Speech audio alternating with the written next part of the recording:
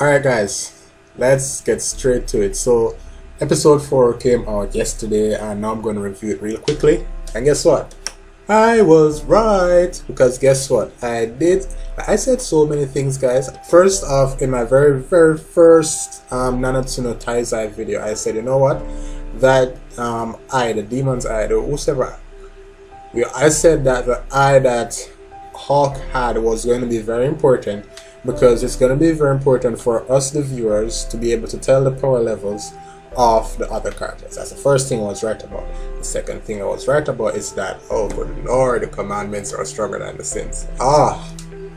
Guys, 26,000. That's inhuman. Alright, let's be honest, like, it's crazy, and I'll tell you why it's crazy. My reaction was like, what the hell? My mind was blown for the entire day, and I'll tell you why. I know that he is not the strongest commandment, and that's just, that's just being what it is. That's just being simple. I figured there might be guys who are like 50k, 70k maybe, and I'm speaking about Esteros and Zeldris and Dreyfus. Like, these guys are gonna be OP. And that's what scares me, because Meliodas is like what, 3,300? Merlin is what, 4,400, and that's child's play compared to what? Oh guys, my mind is still so blown just thinking about everything. Good lord.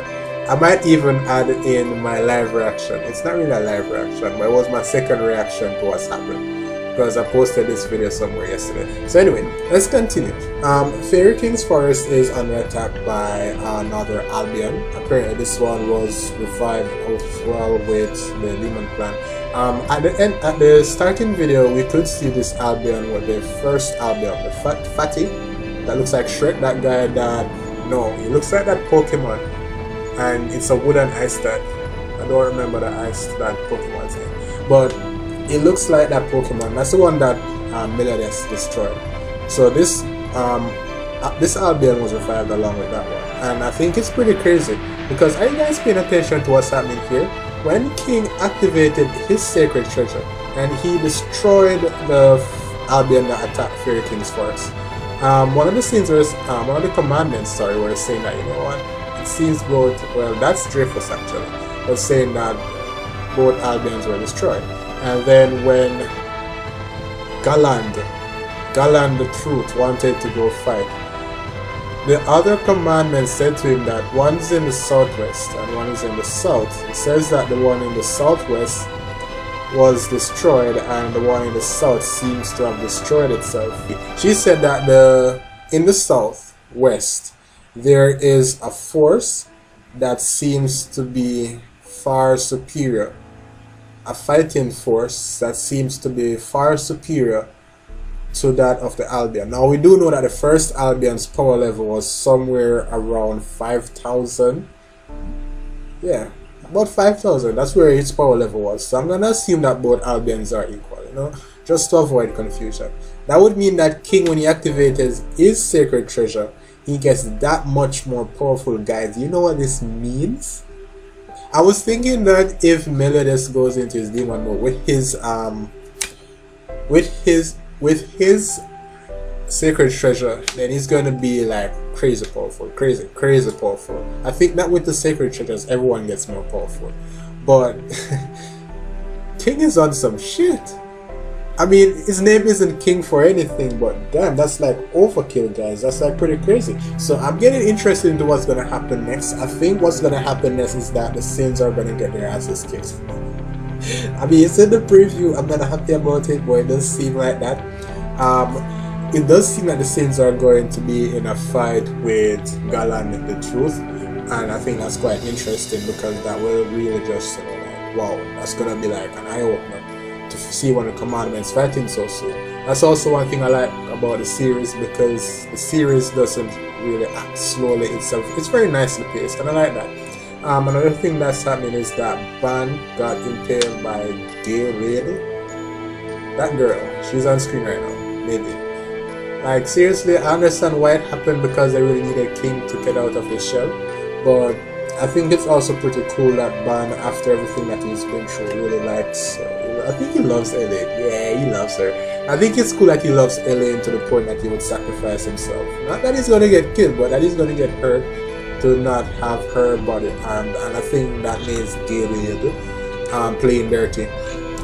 Another thing that's pretty cool is that whenever Harley Quinn puts on that helmet, you can talk to Hellbram.